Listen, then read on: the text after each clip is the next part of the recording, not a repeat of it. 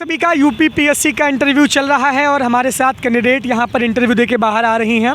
Ma'am, आपका नाम जानना चाहेंगे और आपका एजुकेशनल बैकग्राउंड जानना चाहेंगे और आप कहाँ से बिलोंग करती हैं? मेरा नाम करिश्मा अग्रवाल है। मैं गाज़ियाबाद से बिलोंग करती हूँ और मैंने बीटेक किया है। अच्छा मैम, आपका मीडियम क्या था और आपने कोचिंग की थी कि नहीं की थी? इंग्लिश मीडियम है मेरा, सेल्फ स्टडी करी है मैंने। अच्छा, आपने सेल्फ स्टडी की है। देखिए, यूपीएससी या यूपीपीएससी निकालना है तो खुद से पढ़ना शुरू कर दीजिए। कोचिंग का जो एक र्यूमर बाहर है मार्केट में कि कोचिंग करना बहुत ज़रूरी है, ये अभी 2-3 कैंडिडेट मिले, मैम भी बिना कोचिंग के ही। मैम, अब कौन सा अटैम्प्ट है ये? कौन-सा अटैम्प्ट है आपका? थर्ड अटैम्प्ट है मेरा। पहला interview? Third attempt, third interview. आप इससे पहले कार्यरत है कि नहीं कार्यरत है? कार्यरत हूँ। किस विभाग में मैम? मैं राज्य कर विभाग में सहायक आयुक्त की पोस्ट पे कार्यरत हूँ। अच्छा, राज्य कर विभाग में मैम सहायक आयुक्त की पोस्ट पे कार्यरत हैं। कैसा रहा इस बार का इंटरव्यू, क्या रहा एक्सपीरियंस?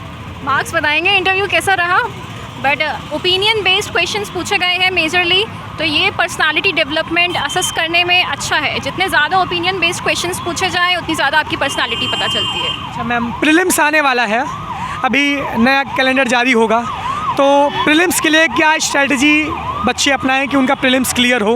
क्योंकि आपने 3 बार प्रीलिम्स दिया, 3 इंटरव्यू आपने दिए हैं, तो इतना एक्सपीरियंस आपको हो ही गया होगा मैम। बिकॉज अब टाइम आपका कम बचा है, 2.25 महीने करीब बचा है प्रीलिम्स से पहले, तो अब आप एक टाइम टेबल बना लीजिए और डिवाइड कर लीजिए कि आपको इतने सब्जेक्ट्स पढ़ने हैं तो कितने टाइम में ख़त्म करने हैं। अब पूरा बुक पढ़ने की जगह जो आपने नोट्स बनाए हैं उन पे फोकस करें और ज़्यादा से ज़्यादा रिवीजन करें। अच्छा मैम, रिवीजन बहुत इंपॉर्टेंट। मैम, स्टडी मटेरियल क्या हम लें? क्योंकि bombardment of materials in market, बहुत सारे मार्केट में मटेरियल हैं, तो क्या क्या फॉलो करें? करंट के लिए क्या फॉलो करें और सब्जेक्ट वाइज हम क्या फॉलो करें मैम?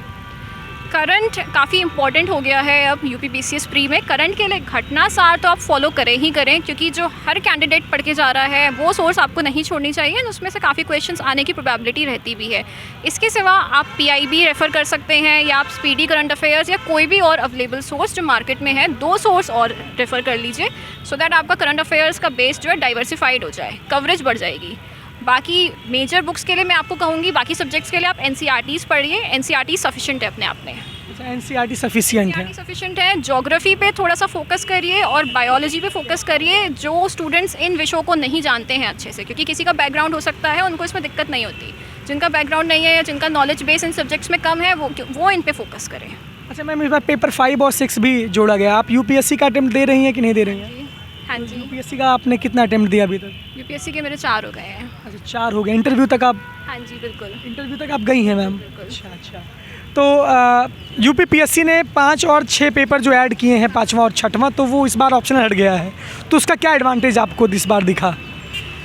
ऑप्शनल हट गया है तो इसका एडवांटेज उन सभी बच्चों को होगा जिनके ऑप्शनल की वजह से मार्क्स कम ज़्यादा होने के कारण सिलेक्शन नहीं हो रहा था। अब एक इक्वल बेस पे पेपर हो रहा है, सबके लिए पेपर सेम है, डिफ़िकल्टी लेवल सेम है, स्कोरिंग सेम हो जाएगी, तो फ़ायदा तो होगा ही होगा इसका। अच्छा मैम, जैसे कि एक बहुत बड़ा बाहर चलता है कि 18 घंटे पढ़ना है, 20-20 घंटे पढ़ना है, सोना नहीं है, खाने का भी टाइम नहीं मिल पा रहा है, खेलना कूदना बंद कर दें, तो अभी जो कैंडिडेट्स शुरुआत की तैयारी कर रहे हैं या पीक पे एकदम पहुँच गए हैं, तो कितना देर आप पढ़ती थी? स्टार्टिंग में जब आप तैयारी चालू करेंगे आपको टाइम ज़्यादा लगेगा ही लगेगा। ये हर कैंडिडेट पे निर्भर करता है कि उसे कितना टाइम वो देता है पढ़ने के लिए और उसे कितना टाइम लगता है।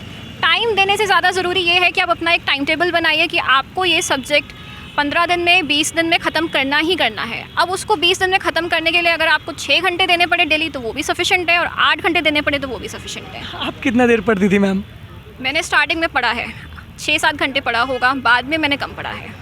6-7 घंटे कम नहीं लगते? मतलब एक तरह से बहुत लोग अपने इंटरव्यू में बताते हैं 14 घंटे 18 घंटे हमने पढ़ा है, दिन रात पढ़ते ही रहते थे, तो ये थोड़ा सा 6-7 घंटे मतलब रेगुलर आप पढ़ती रही होंगी? आप खुद भी जानते हैं, आपने भी कभी ना कभी पढ़ाई जब करी होगी, तो आप भी बता ही सकते हैं किसी चीज़ को अगर आप लगन से पढ़े तो कितना टाइम लगता है उसे पढ़ने में। ये बात आपने सही कही है। मैम इंटरव्यू तक पहुँची हैं, मैम कार्यरत भी हैं यहाँ पे। उम्मीद करते हैं कि इस बार आपका सिलेक्शन एसडीएम की पोस्ट पर हो, जो सबसे बड़ी पोस्ट होती है। आपकी विशेज़ चाहिए ही जितनी ज़्यादा विशेज़ मिले उतना अच्छा है। मैम आपने बहुत अच्छा किया। विशेष हम लोगों की आपके साथ हैं, जितने भी लोग आपको देख रहे हैं उनकी भी दुआएं मैम के साथ रहेंगी। रिजल्ट बहुत जल्द आने वाला है। उम्मीद करते हैं कि मैम को हम लोग एसडीएम के रूप में देखने की पूरी तरीके से कोशिश करेंगे। Thank you ma'am, nice to.